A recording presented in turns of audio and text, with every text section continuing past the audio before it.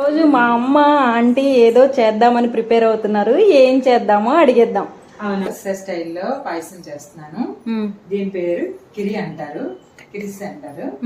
అయితే రైస్, నెయ్యి కావాలి, పాలు కావాలి, పచ్చసార కావాలి, మిల్క్ మేడ్ కావాలి.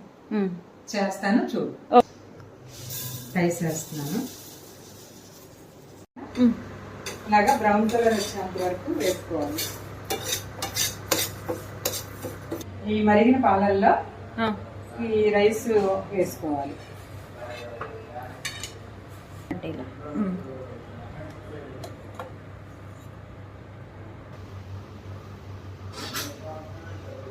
మన ఒరిస్సా స్టైల్ కిరి రెడీ.